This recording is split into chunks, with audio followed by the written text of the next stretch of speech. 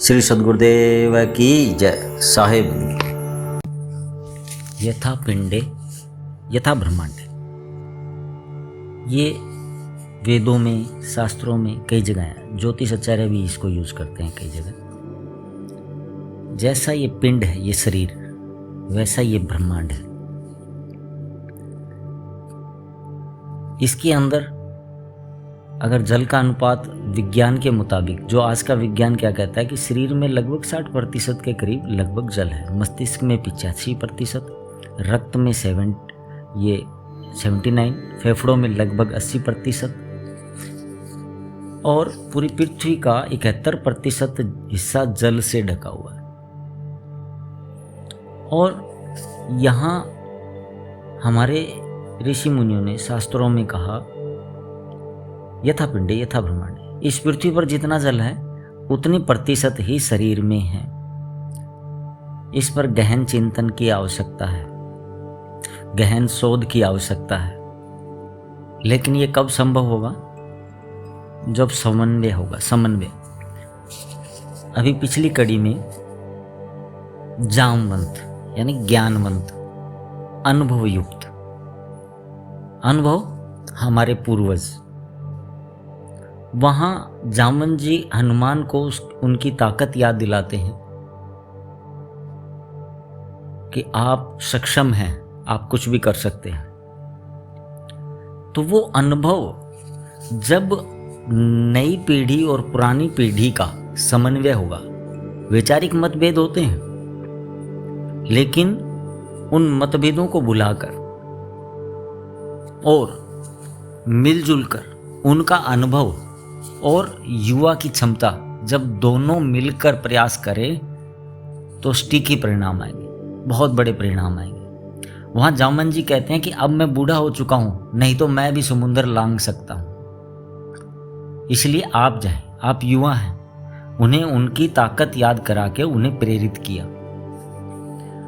अभी सारा ही ये जो सनातन है, ये पूरा ही विज्ञान है।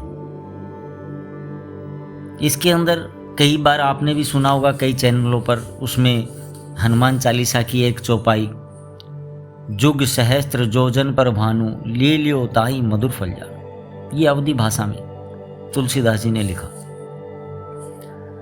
भी हनुमान जी ने सूर्य को मधुर फल मान के निगल लिया। हम हनुमान चालीसा आम जीवन में बहुत बार पढ़ा, गाते रहते, गुना नहीं। उन्होंने उसमें सूर्य की जो दूरी बताई है, युग सहस्त्र योजन पर भानु। यहां पर युग का मतलब 12,000, एक सहस्त्र यानी कि 12,000 और 1,000 गुना, उससे 1,000 से गुना किया। एक योजन यानी कि 8 मील का एक योजन होता है। और जब इनको गुना करेंगे तो वो आता है 15 करोड़ किलोमीटर, लगभग 15 करोड़ 36 लाख किलोमीटर। और विज्ञान जो आज का कहता है वो भी लगभग 15 करोड़ के लगभग ही दूरी बता रहा है आज का विज्ञान। लेकिन ये दूरी हमारे शास्त्रों में बहुत पहले बता दी गई। ऐसे अनेक से रहस्य हैं, लेकिन वो रहस्य आज भी आप देखेंगे तो विश्व के अंदर, चाहे वो भौतिक विज्ञान है, चिकित्सा विज्ञान है, अंतरिक्ष विज्ञान है, सभी में हमारे भारतीय महत्वपूर्ण योगदान कर रहे हैं, क्योंकि ये इनके डीएनए में है। ये समझने की जरूरत है। अभी कुछ लोग बहुत से भी भाग्य कैसे बदलेगा, ये एस्ट्रोलॉजी, ये उससे बड़ा मैटर है जो अभी मैं आपसे चर्चा कर रहा हूं। अगर इसको थोड़ा समझ गए तो भाग्य बिल्कुल आप खुद ही बदल पाएंगे। कहीं किसी के पास जाने की जरूरत नहीं है, क्योंकि आप में सब क्षमता है। बस अपनी क्षमता को जानने की जरूरत है, और इस क्षमता के लिए आपको ज्ञानवंत से मिलना जरूरी है। ज्ञानवंत, अनुभवशाली। अब वो अनुभवशालियों में भीड़ इतनी हो गई है कि असली अनुभवशाली कौन है, ये ढूंढना एक महत्वपूर्ण बात हो गई। तो समन्वय। भूतकाल का बहुत कुछ ऐसा है जो अपनाने योग्य है, वर्तमान का बहुत कुछ ऐसा है जो अपनाने योग्य है, और भूतकाल का बहुत कुछ ऐसा है जो त्यागने योग्य है, और वर्तमान का बहुत कुछ ऐसा है जो भी त्यागने योग्य है। जब दोनों युगों यानी कि कौन, पुरानी पीढ़ी और नई पीढ़ी, अपनी दोनों में गुणों को देखकर अपना ले तो भाग्य भविष्य अच्छा ही होगा।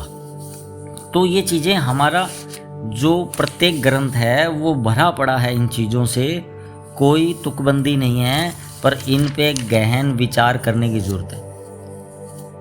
ये मेरे विचार है, मैं किसी को आहत नहीं करना चाहता, मेरा कोई उद्देश्य किसी को आहत करना नहीं है, ये मेरे विचार हैं, और मैं अन्य के विचारों की भी कदर करता हूँ, लेकिन मैं अपने विचारों की अभिव्यक्ति आपके सामने कर रहा हूँ। हो सकता है मैं ये नहीं कहता कि आप सभी सहमत हों, लेकिन जब आप इन ग्रंथों को अध्ययन तो करें, जाने तो सही।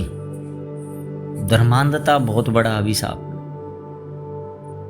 जब भी कोई नई चीज़, नया आविष्कार, नई चीज़ है, उसका विरोध होता है, क्या नहीं ये नहीं चलेगा, लेकिन वो आगे हमारी जरूरत बन जाता है।